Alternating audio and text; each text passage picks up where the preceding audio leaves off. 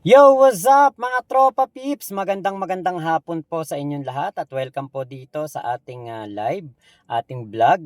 Ngayon po ang ating pong pag-uusapan dito sa vlog ko na ito ay ang pagsoplak ni Representative Sandro Marcos sa isa pong reporter. Nako, tingin ko mahuhulaan nyo kung sino tong reporter na to.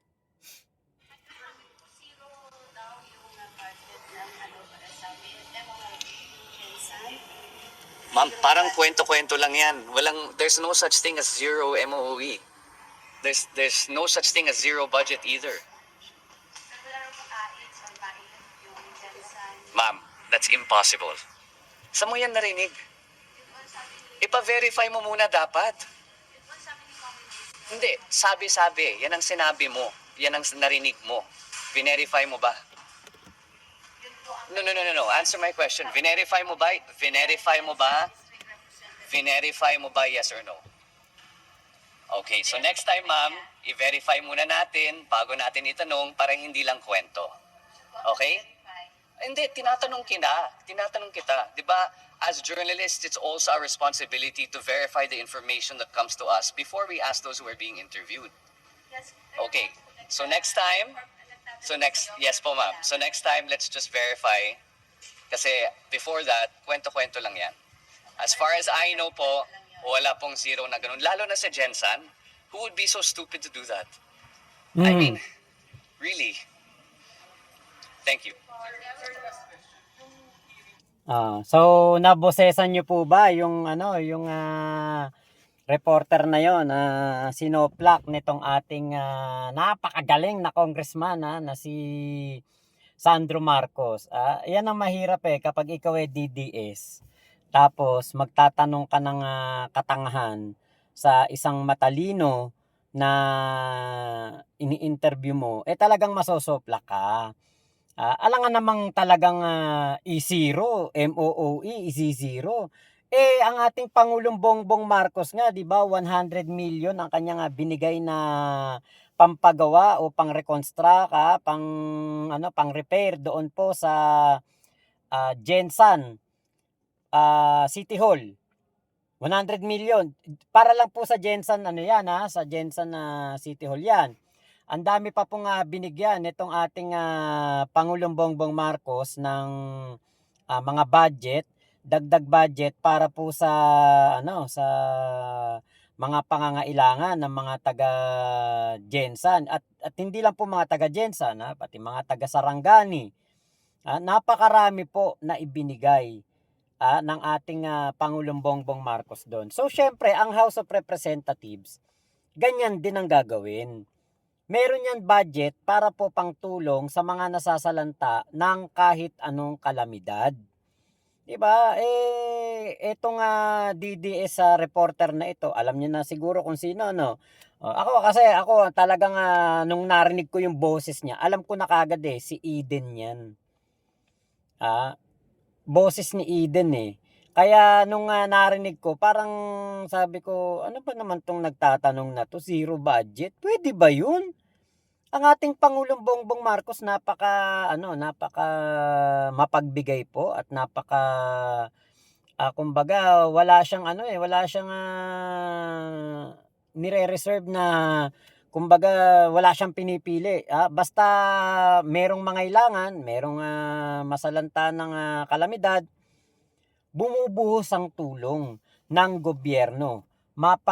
Yan sa executive, sa legislative, at syempre nakatulong diyan ng judiciary, yung ating mga PNP, PNP, ang ating lahat ng sangay ng gobyerno. Makikita natin tumutulong diyan ng PNP, Army, lahat ng sangay ng gobyerno nakatulong, mga sasakyang pandagat, pati mga helicopter, lahat tulong-tulong. Kasi nga po, ang slogan ng ating Pangulong Bongbong Marcos, walang maiiwan.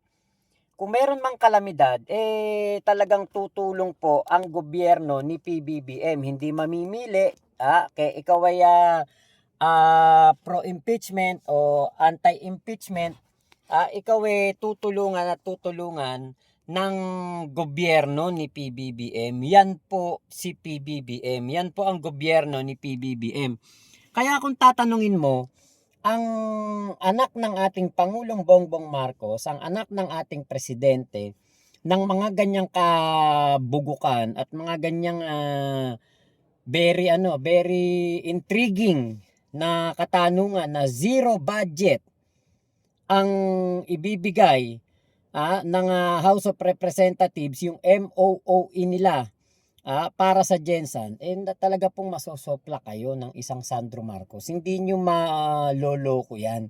Napakatalino niyan. Hindi nyo matatarantado yan. Diba? At trabaho naman talaga yun.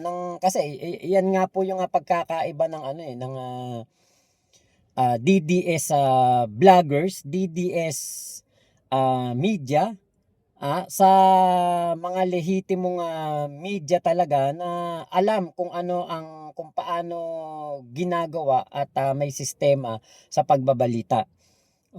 Kunwari, may narinig ka, katulad nun, may narinig siya na zero budget.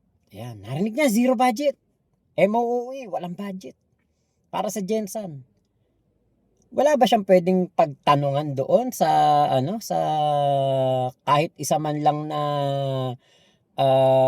tauhan ng mga kongresistang DDS? 'Di ba? Napakaraming pwedeng mapagtanungan, pwedeng mapag-research na kumpirmahin niyo nga 'to, wala daw budget MOOE para sa Jensan. 'Di ba? Yan po ang isa sa mga hakbang na kailangan na gawin bago magbalita. Bago ka magtanong, para hindi ka nasosoplak, para hindi ka nagmumukhang engot, para hindi ka nagmumukhang tanga sa ganyang mga interview. 'Di ba?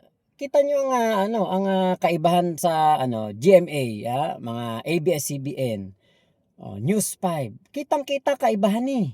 'Di ba? Kaya nga po kita niyo hate na hate ng mga DDS ang mainstream media. Hate na hate nila. Kahit mga vlogger, ayaw na ayaw sa mainstream media. Bakit? Kasi nga, ang mainstream media, hindi nila mababaluktot. Ang gusto nila, yung balita na pabor lamang kay Digong, pabor kay Sara, pabor sa lahat ng mga Duterte allies. Kaya nga ito, syempre, DDS ang nagtanong na reporter, ang gusto niya mapahiya si Sandro Marcos at talagang mapatotohanan niya na zero budget ang MOOE para sa Jensan. Di ba nasoplak siya?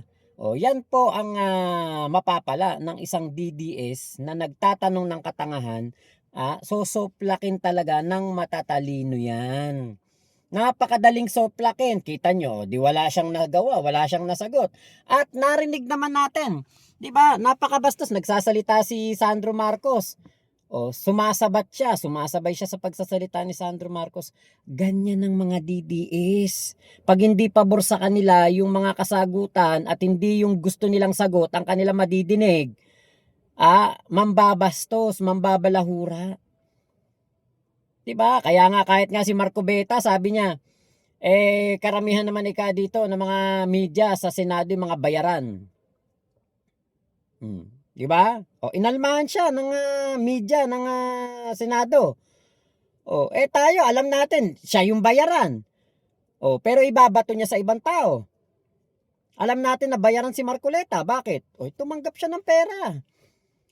Sa mga donor, tapos hindi niya nilagay sa kanyang sotse. Di bayaran siya na kongresista noong siya kumakandidato.